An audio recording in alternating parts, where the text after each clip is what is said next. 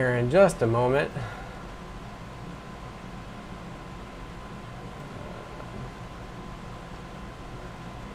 Looks like the bits are flowing.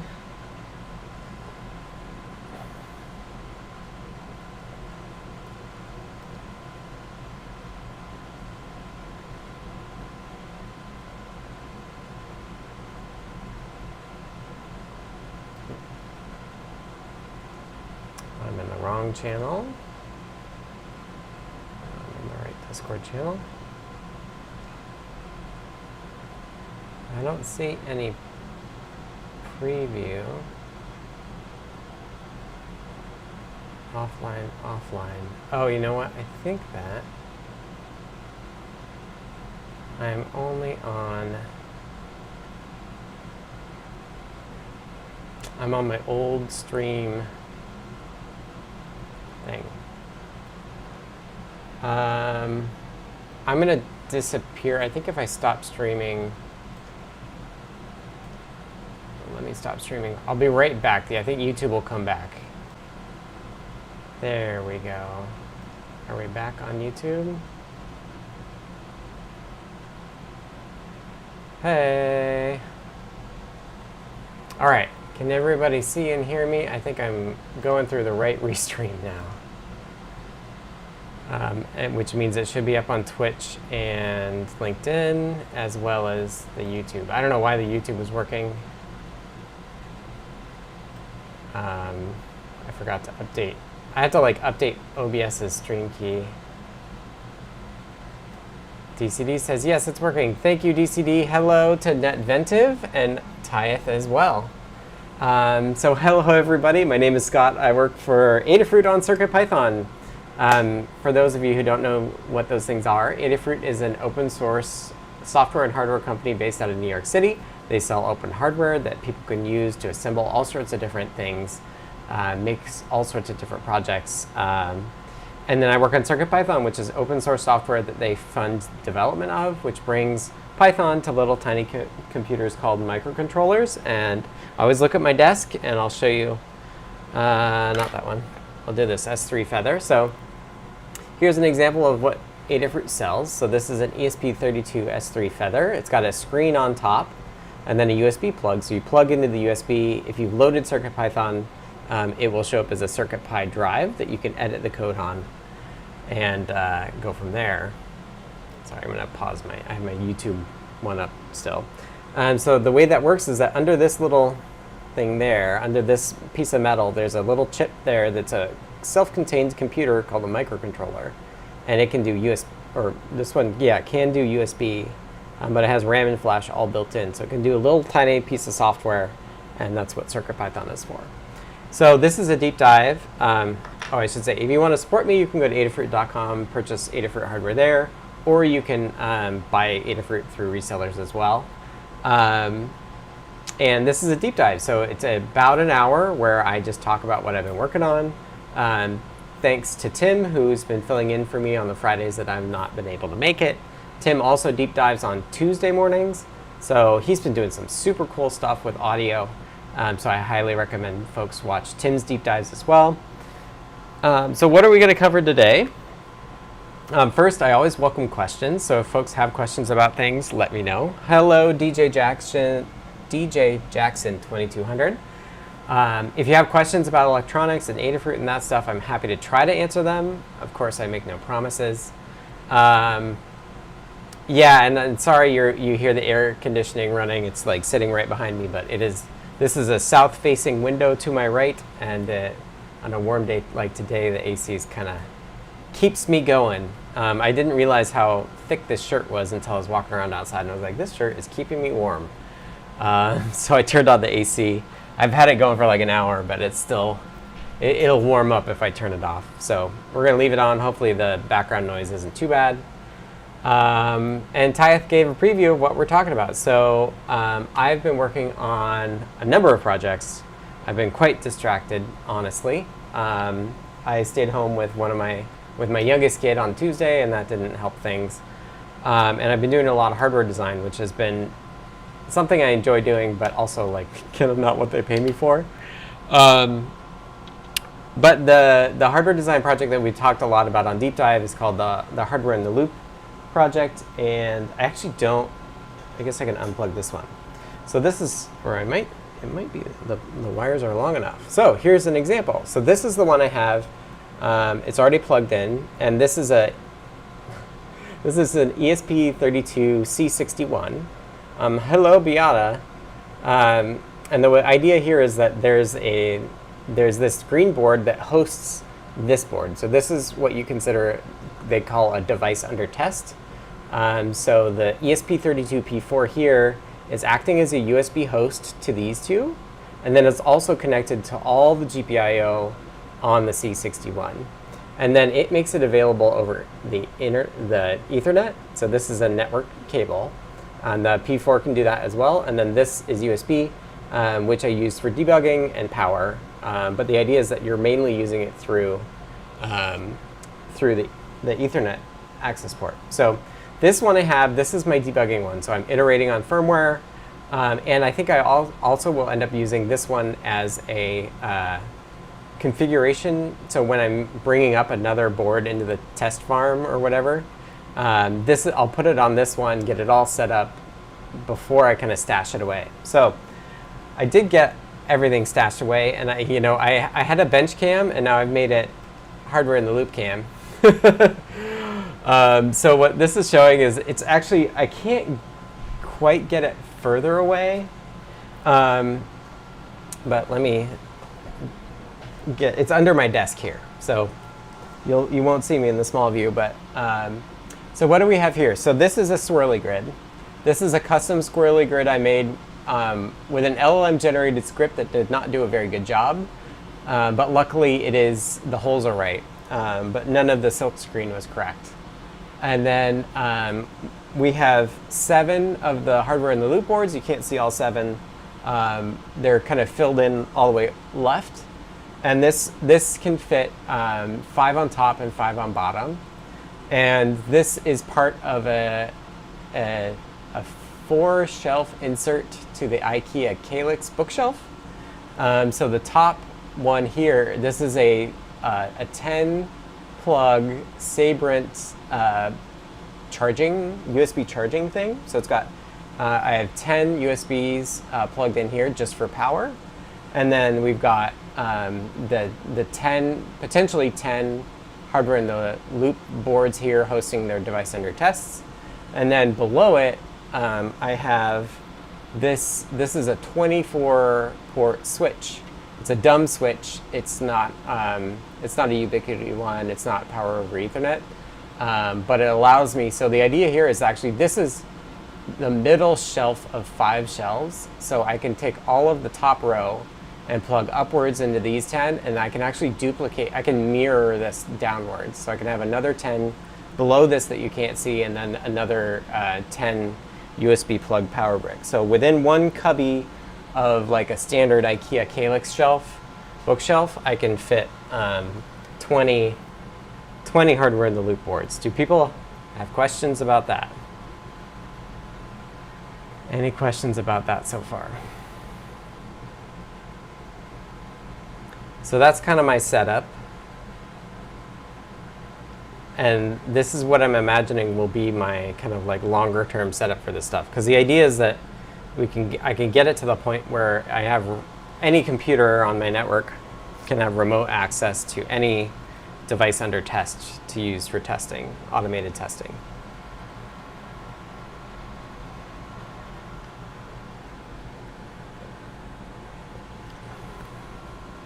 So let me just show you what that kind of means. So let's go to the desktop. And I actually did this already. This is lsusbip. So it's not a standard command. It's one that I vibed up a while ago. But one thing that these hardware in the loop boards are doing is that they're migrating or making available the USB devices plugged into the ESP32P4 over the Ethernet. And the idea is that like now you have remote access to USB devices. You can do firmware loading, debugging, that sort of stuff. And so I have this command. It uses NDNS, which I've learned to love, and it can discover all of the active ones on my network. And so what it's listing is that it's listing this is the host's IP, and then also the USB devices that are plugged into it. So these Cafe 4001s and 2s are placeholder USB PIDs. DCD says, how are the IP addresses assigned? It's DHCP.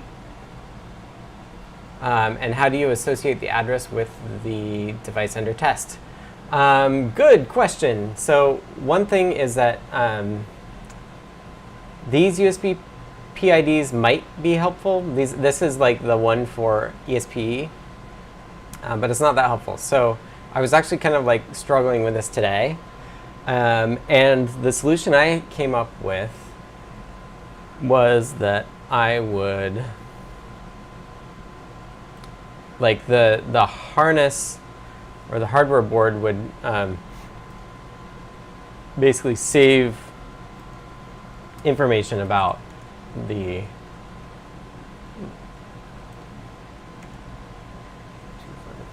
that should work.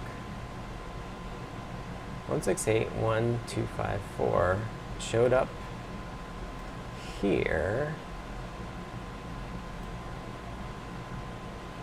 and that's the one that I thought it should be. So we can bring up, so this is, it's actually like the USB is plugged into my computer. And I don't get any output, but let me just hit the reset button and make sure I'm talking to the right one, which I am. So my idea was that I would like basically come up with like state that is saved onto the flash of the harness. That then I actually just added the ability to export and import. So if I want to move a device under test from one to another, I can just say, like, do this configuration once about like what pin is what, and then after that I can just like copy that configuration to whichever one I actually want it on, because they're not super accessible.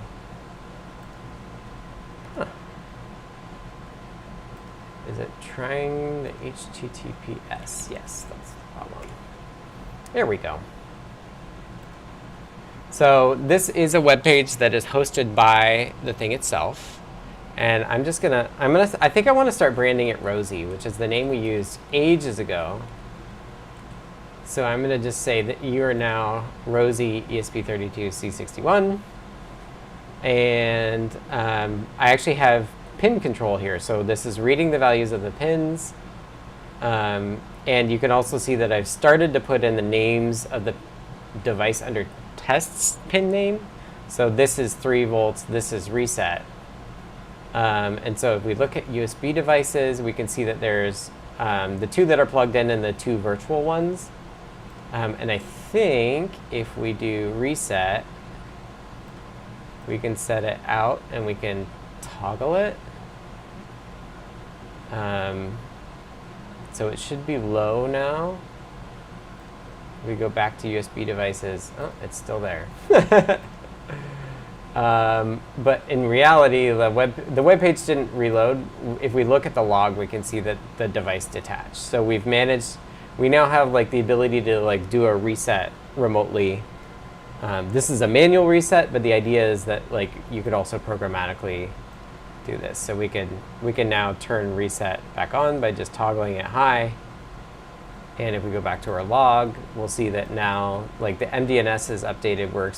We're now exporting 4 devices, and that like we got another device attached to address 4. So one thing I was going to do is actually just, it took me a non-trivial amount of time to realize that, so this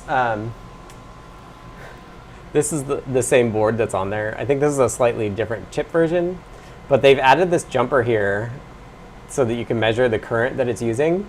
But it turns out I was missing the jumper. So I was like, why isn't this coming up even when I turn on the power? And it's like, I was missing the jumper for the current measurement. And once I did that, it worked, which is good.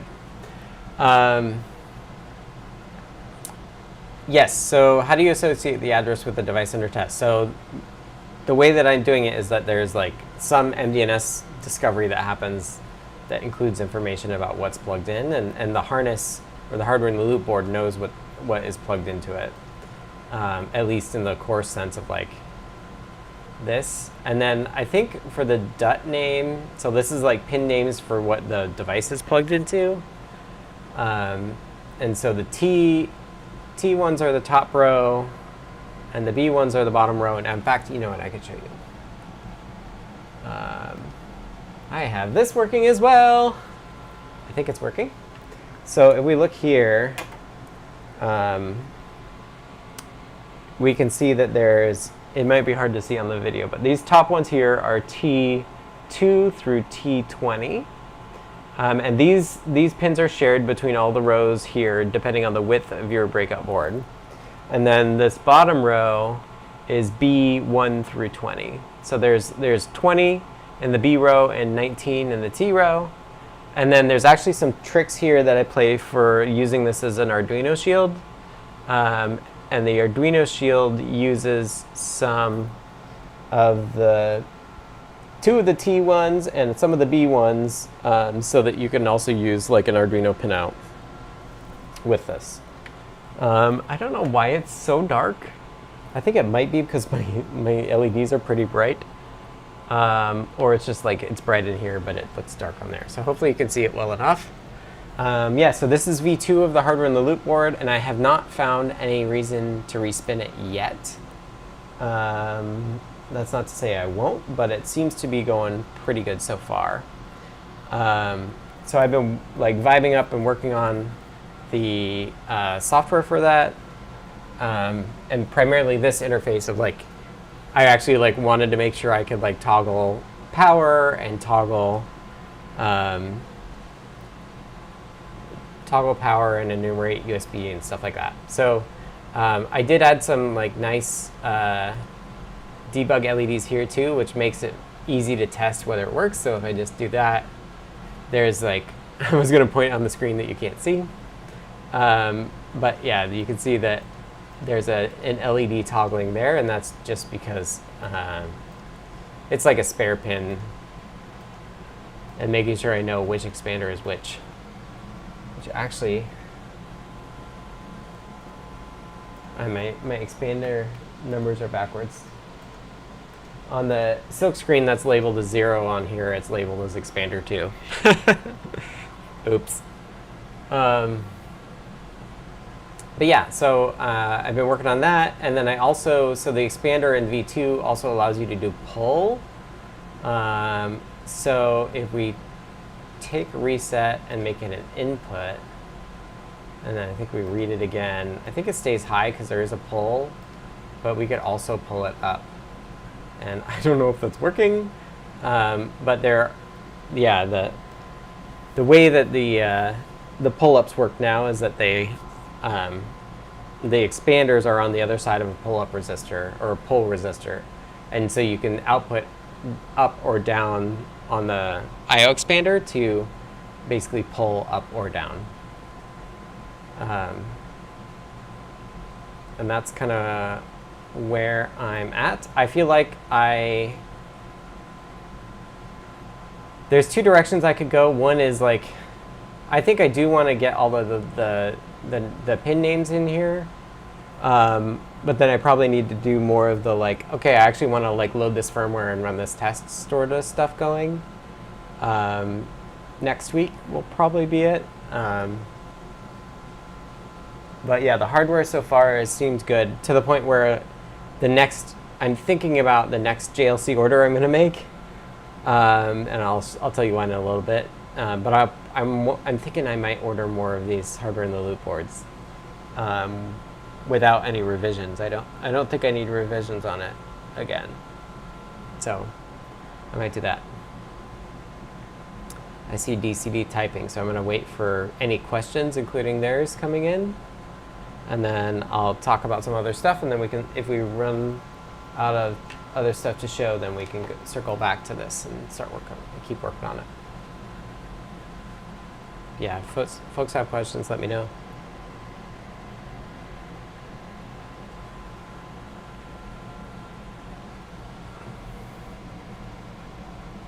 Did you say that this was also connected to logic analysis graphing tool? Have you implemented a hello world Python code that you can verify, or is this mostly testing the embedded firmware? It is, so one of the fake devices that it's enumerating is the same code that I was using for capturing, doing a logic capture on the P4. So the embedded, the firmware on the harness side does have the logic capture on it. I think to use it from this in like one of my projects, let me go back to the desktop here. Logicanlyzer.dev, which is what like my project that I wanted to do for it. I think that it needs to be web serial compatible, and I could like use Linux's USB IP commands to like basically plug it into my computer and be able to access it here, which I did do months back or weeks back whenever I was working on it. But the idea is that like I would have Python code that drives it without it to be able to do capture. So that's one thing I've still got to work on. But the firmware in theory has the code to do the capturing already. But like there is some weirdness about like, yes, I can write generic Python test examples, like code.py examples, but there's still this like board naming issue. So like, okay, how do I say like, oh, I'm going to test this on these pins, but then also like capture the right pins for that sort of thing. So I do have a lot of work there to do.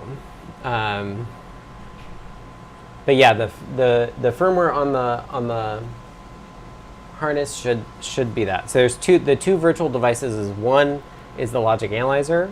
So you have the two real devices that are plugged in, and then you have which is a debugger and a USB, native USB usually. And then you also have the fake or virtual logic analyzer, and there's also a virtual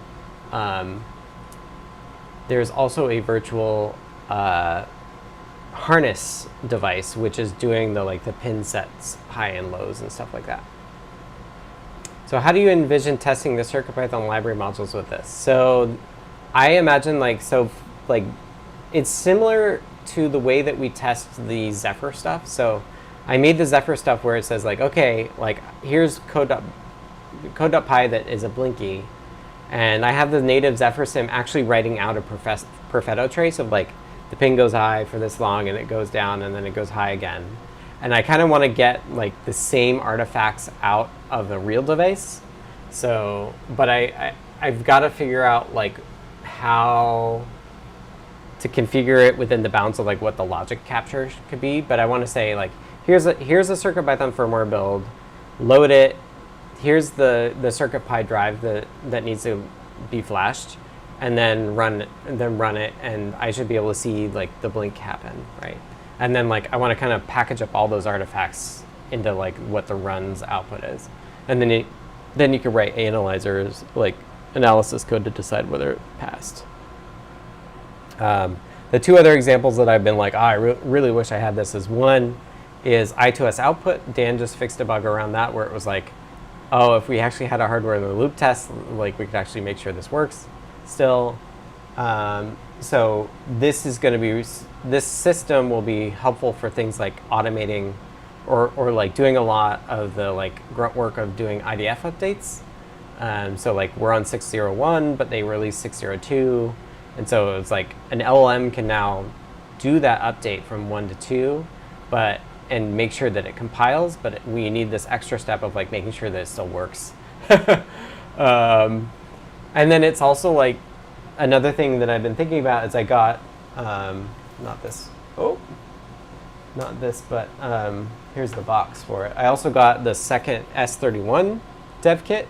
So we talked about this 2 weeks ago, I think, but I got the other one, and this could be a way to also a system that could say like, okay, like Clanker, like add support for the S31. It's a new chipset, and then run all the standard tests on an S31 dev kit, make sure it actually works, that sort of thing. So I'm kind of focused on ESPs right now because it unifies, like there's only one way I have to get it loading code.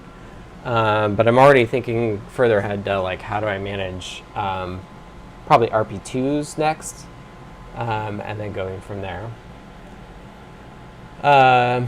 So yeah, so that was the hardware in the loop stuff, and the S31 that I got. I did get an adapter that I've already stuffed away, but I will just show you here. Adafruit has the T-Cobbler. So, or actually, let me show you the ESP32 S31 function core board. Switch to a tab that's in a different window, but I will move it over here. So this is what it looks like. This is what the board looks like. And I don't know why it's loading so slow, but they stopped doing the dual pin rows for some reason when they designed both this and the other S31 dev kit that I got. And I was like, you know what I need? I need an adapter from this. This is a 2x20, and I want to adapt it to like 2 rows that are further apart so that I can put them on the hardware in the loop boards. And then I was like, oh, I should make this thing. And then I was like, wait a minute, Adafruit has this. And they call it, it's for Raspberry Pi, it's called the T-Cobbler. And you can buy it assembled. You can't buy it as a PCB. But it's got a 2x20. This has the, like, this particular header. And I don't actually know, is the bottom? Yeah, so the bottom doesn't have the female version. So it's like not quite the right headers, but it is the right PCB. And so I found the source files for this on GitHub because Adafruit's open source, and I threw this into my JLC order for the Game Boy carts. And so I got 5 of these T-Cobbler Plus circuit boards. The ribbon cable would do a gender change, that's right. But I don't want to use the ribbon cable. I actually want to do like hardware in the loop, cobbler, dev kit, or reverse, right, whatever's bigger wants to be down. But like, I just want to do it like a sandwich, a sandwich between the two. So I have the PCBs, I can solder in the 2x20 or the 2x, like, I actually like, when I respun the hardware in the loop for V2, I was like, should I do 2 20-pin rows? And I decided not to. And the reason is, 1, it would be a lot more rerouting or routing, but also 2, I bought a bunch of 40-pin female headers, and if you clip that, you lose one. So it's actually really nice that you clip one spot, so you lose it, and then you get a 19 and you get a 20, and you just use the whole header. So I've been happy with that too. So yeah, so that's my plan for any dev kit that chooses to go. Well, I think of this as like the route of trying to be more of a Raspberry Pi-like thing. In fact, the other one that's guilty of that is the P4. And it's funny, this doesn't say that it's the P4X. The back does. So I'm collecting all the different versions of the ESP32P4. This is the latest one, the 3.2. I don't think they've come out with the 3.3. But yeah, I basically cannot help myself because I think the P4 is a very cool chip. And so it's like, I would like to have all the different versions of it. Potentially you could put that into a bunch of hardware in the loop testing too, but I don't know. We'll see about that. Okay, so I mentioned the Game Boy. So I got the Game Boy PCBs back. And how do I want to show this? Let's see if the overhead's still working. Looks like it is. So I'm going to move this out of the way. So here's my, this is a Game Boy Pocket. It's not on. If I turned it on, it drops down. Nothing shows because I haven't updated the firmware. something like that. I'm still working on the firmware. So this is marked as V8. So this is a revision I did 2 weeks ago, which I think maybe I talked about on the stream 2 weeks ago. But I did a couple things. One, I fixed the boot button because I had the schematic wrong for like how to connect a resistor to it, so it wouldn't boot up. Now it does. There's still the 2 boot and reset buttons, but I added this JST connector here.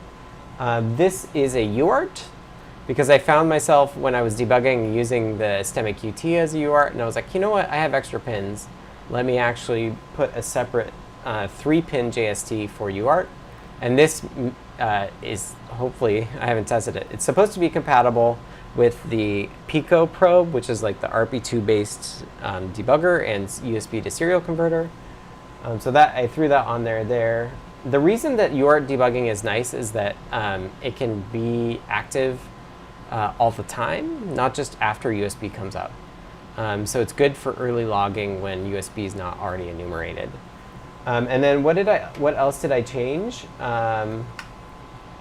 So I actually did a couple other things. So one, we pretty quickly realized that my attempt at the audio circuitry was not going to work. We couldn't test it anyway because testing this audio, there's actually a pin here that is audio input into the cart. And so I have another try at like a filter that, thanks to Toddbot, who gave me. So this is an audio filter circuit for taking PWM output and then producing an audio signal for the Game Boy. The Game Boy can then mix into the audio that it generates. So I changed that, and then I also did a lot of changes around where the pins are here. I realized 2 things. One, I had originally put the control signals on the really low end of the GPIO pin numbers, and the way that this is the bigger version of the RP2350, and there's these cool peripherals called PIOs, and the PIOs can only address 32 pins at a time, so you either do the bottom 32 or the top 32. And I had put the control signals like clock and chip select and read in the bottom 16, which meant that only a PIO that was doing the bottom 32 could access it. But I had put also the data pins on the top 32. And so when the LLM was writing all of the stuff, it had to do this trick of like 2 PIOs to like basically share the signal across that boundary. And so I originally like swapped the address pins and then the control pins, so the control pins would be in the middle. And then I remembered that there was somebody who had already done an RP2350 Game Boy cart, and I looked at how they were doing it, and they put them all, the address pins, the control pins, and the data pins, all in the bottom 32-bit range. So I did that as well. So basically, the bottom 32-bit range is basically only used for control signals, address, and data, and then the top, the rest of the top pins. That's not true because MIDI is in the bottom as well, but the top ones are all the extra ones that we use for some other stuff. So I just started earlier today. I was doing 3 LLM clankers at a time. One was working on the hardware in the loop thing. Another one was doing a board definition for this, and so I'm going to try to get back in that mode on Monday of like actually working in parallel on this and on the hardware in the loop stuff. And again, if my brain can't handle that, I'll just do one or the other. But so far this hardware is good, but I have not tested everything because I haven't been able to get the like full Game Boy interaction working yet. So I'm gonna work on that. Okay, questions about the Game Boy cart?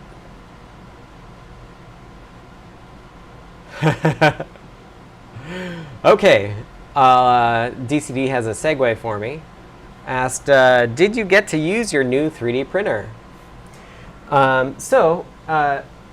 I probably talked about this as well. So let's talk about the third thing, which is my trackball saga. So I used to have, this is just the shell of it. So this is a trackball. It's called a Ploopy trackball, and it's an open source hardware trackball. And this is the left-handed version, and I used this for a long time up until my leave with my second kid. And then I came back after leave only to realize that my this didn't work anymore. I had a powered USB hub fry everything that was plugged into it downstream, including this, and it also fried my my 7-inch Pimoroni thing that I had plugged in on my desk for showing me the weather, which I'm still sad about. I'd like briefly thought about trying to take the Pico off of it and putting a new Pico on it, which now that I'm thinking about it, I kind of do want to try again. But that's definitely not easy. So I had the Saga that I broke my left-handed trackball that I like to use. And I also do this funny thing where you can see where the tape was. I used to put a tape down a copper pad to detect when my hand is on my trackball so that my keyboard would change modes so that it would do mouse clicks. Because like moving a trackball and mouse clicking or like holding a mouse button, I didn't want to have to do at the same time. Trying to like minimize stress on my fingers. So I was like, oh, like, I really should like at least buy a new one. And then I went on to Ploopy's website, which I can do. Very cool stuff that they do. I'm big fans of theirs. So they do open source hardware, and this is their latest thing, the Bean, which is like a nub, like from a ThinkPad on it's a 3D printed case. Really cleverly designed. So this is a Classic 2. So I went on here and I was like, oh great, they have a Classic 2. One thing they've done is they've updated it from an Atmega something 8-bit Arduino up to an RP2040. And I was like, cool, like I'm gonna buy this. And then I was like, oh, but it's only right-handed. They don't have a left-handed version, which they did for the first one, but not the second one. And it's not completely, it's non-trivial to make a left-handed version. So like the 3D prints, you just mirror across and you print them and it's just fine. But a circuit board is not that simple. So let me pull up the kit instead. So here you can see the circuit board, and when you mirror, all your parts, all your connections basically get messed up. Because you can't actually mirror parts, you can only mirror like the shape of the board itself. And I was like, it's cool, it's open source, like now's the time I actually need to like do a proper job at this. So when I was into the hardware stuff like a month or two ago, I was like, I'm just gonna do this. And so I took the Altium files that these are made available for, and I imported them into KiCad, and I deleted all the traces, and I mirrored everything, and I was like, oh, you know what? If I'm gonna respin it, like if I'm gonna have to reroute it all, I'm gonna upgrade this 2040 to a 2350.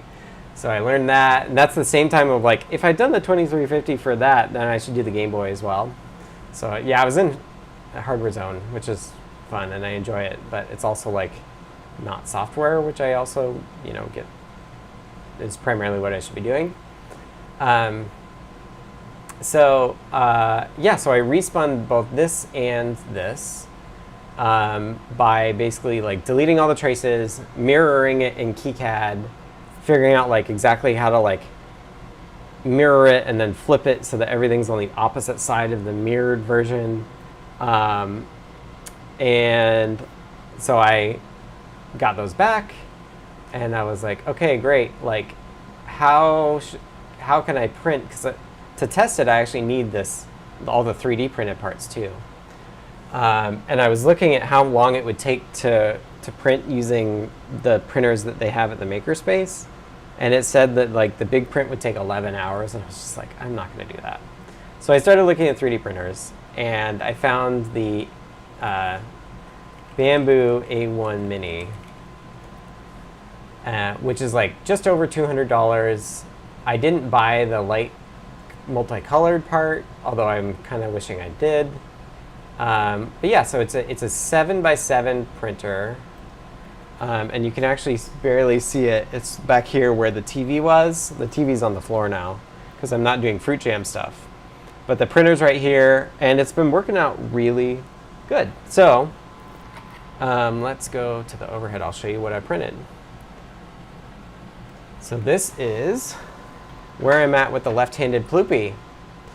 So this is all of the parts, not all, most of the parts here are 3D printed. Everything that needed to be mirrored, I've 3D printed. These are like surprisingly stiff to me. Yeah, so I printed all this. I did natural PLA because one thing I noticed when I was looking at what they had done is that they didn't populate the RGB LEDs, so I couldn't help myself. When I ordered it, I populated it. So I've got test code here, CircuitPython test code that's just doing an RGB LED color swirl. So I thought that would be cool. There's no LED over here, so I've been thinking about. It turns out I have a couple changes I need to make. And I was thinking about trying to change the interface here or add something on the interface here so that I could put LEDs on the side of it. And then I've talked briefly about to Noah and Pedro about like modifying this model somehow to like cut the palm off and have like a stemma QT here. So I put a stemma QT plug on the inside board so that you could put a little stemma QT board here, primarily for, I think, distance detection. So using a distance sensor here to detect when your hand is on there. So yeah, I've been thinking about that. There's a couple problems with this though. So I need to do a respin. One, the position that I put the switch for the mouse, for the thumb wheel click, it's like super clever the way that it works. But I was a little fast and loose with where exactly the little tiny blue part of the switch is. It works, you probably can't hear it, but these click just fine. This clicks just fine because these 3D printed parts have large surfaces. But the way that the switch of the scroll wheel works is that it's very precise, and so I don't do any of that. So I need to change the left side or the vertical board so that switch is in the right position. And then the other thing is, let's unplug this, or actually I think I could take it off. So I can take the ball doesn't stay in. So if I just tip it over, the ball comes out. And it rolls away and falls off my desk. So the way that you open it, I was actually looking at the instructions. You like depress the buttons and just basically grab it from the back. Let's unplug it.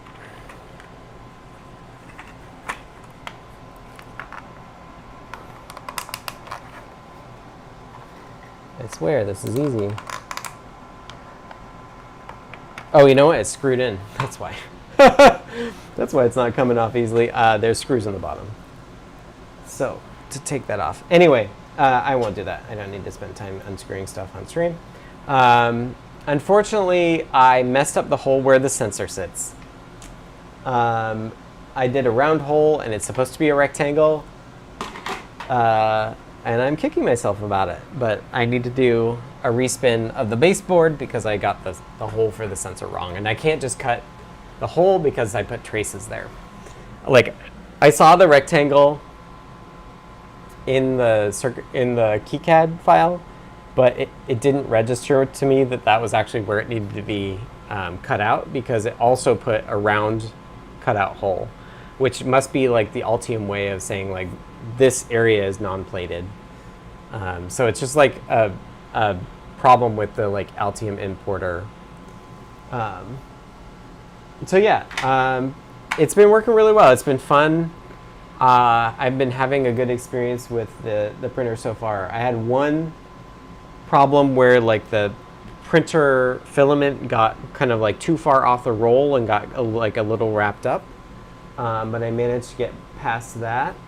The other thing I was excited about that I realized I could do this morning was actually, I like Hammond boxes, Hammond project boxes, and I realized that they make 3D models available. So today I printed off the shape of the 1455J801 project box from Hammond, which is a you buy as a like an extruded metal box. But I've been thinking about another board design based on the hardware in the loop board. So this is a hardware in the loop board. This is V1, but I was using it for size. I've been thinking about, I want to do a HID remapper, and I want it to look like a USB hub, because I actually plan on probably using it in a library, which is another saga, another story. So I was test fitting and thinking about like designing or taking, basically forking this board and making it a USB hub. Like, do I want 2 of these double stacked USBs? And I was debating, and maybe folks can weigh in. Oh, I realize I'm not looking at the YouTube comments. Sorry.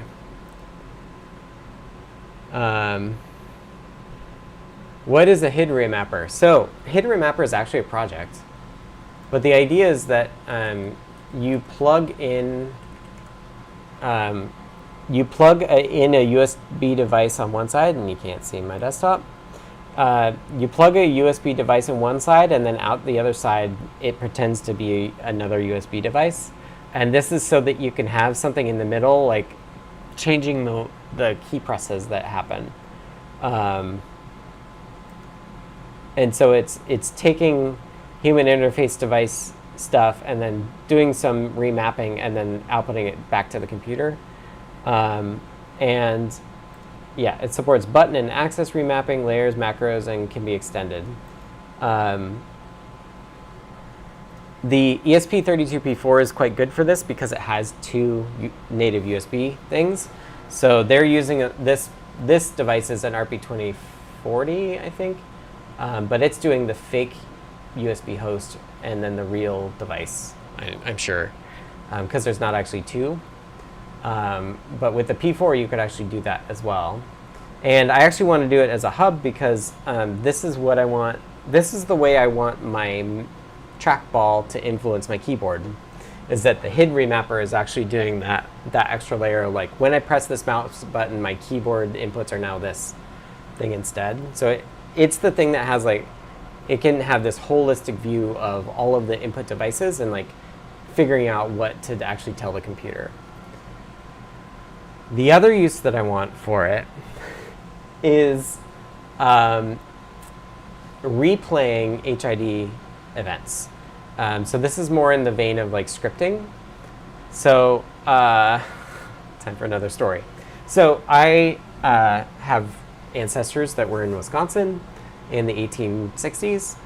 And there's one particular ancestor I have not found an obituary for or like a gravesite.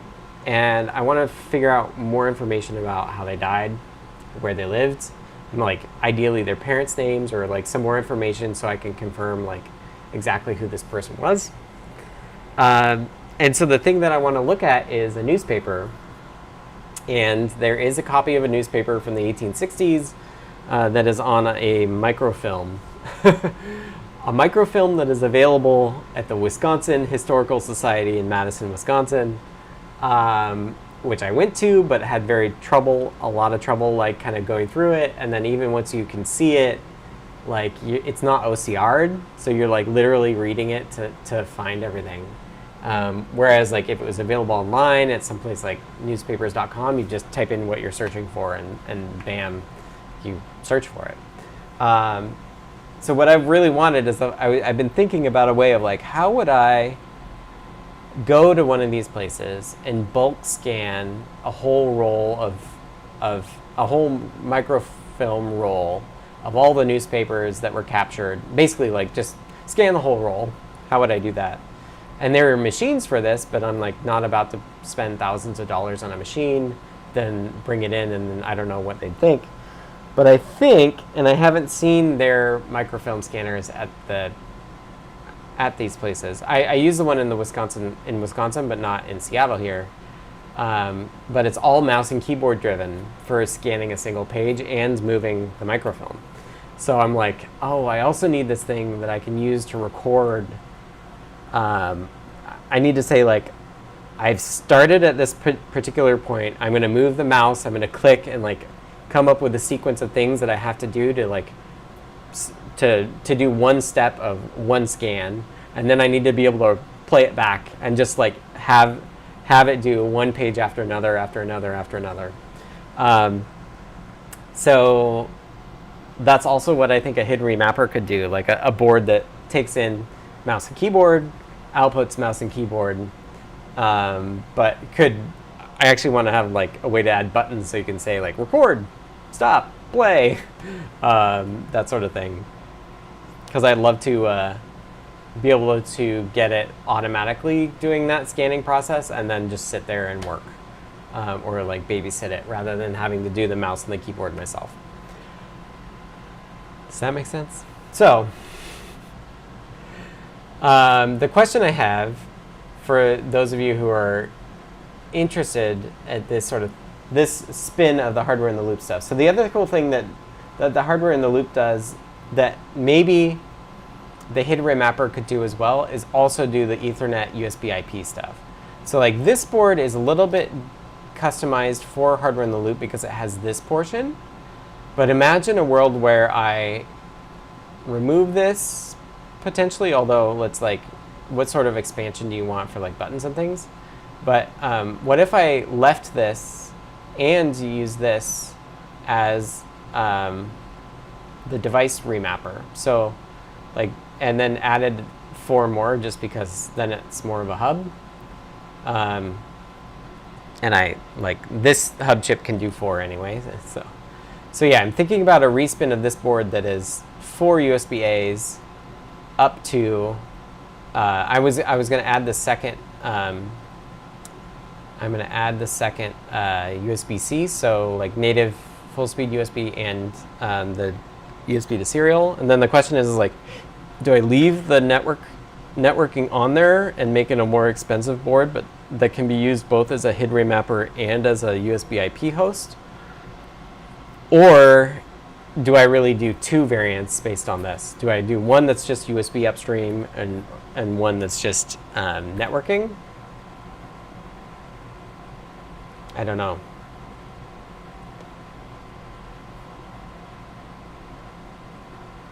I'm not sure. The other, I could actually take the hub chip off as well. But I think the hub chip is pretty convenient. Any thoughts about that?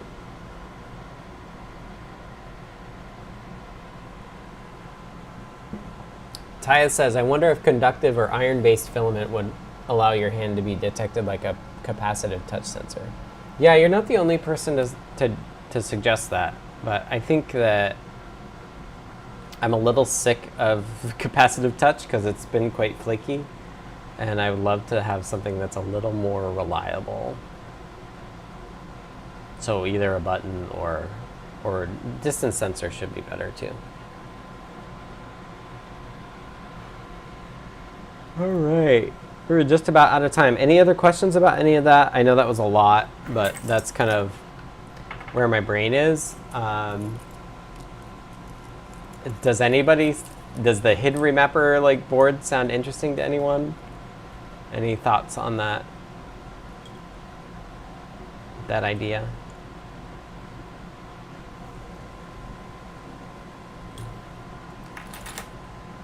Like maybe I just don't do the hub and make it really cheap. Like try to be cost optimized. It's probably better to do it that way.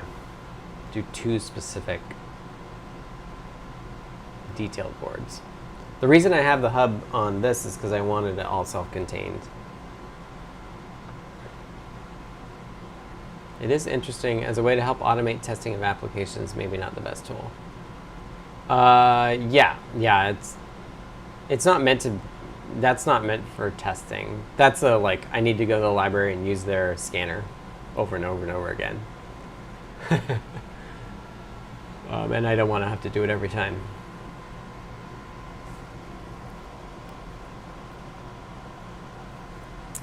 All right, well, I think that's about it.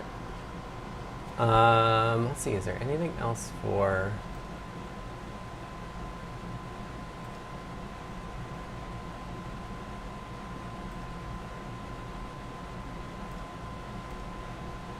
this IP bridge stuff? I could just copy it. Do you need HDMI or graphic input? I certainly hope not. My thinking for how to automate that is I like literally go there and I have a way to record. I like press a button that says record and I do it once. And then all it has to do is figure out like the exact mouse movement origin to move, like the last step to move it back.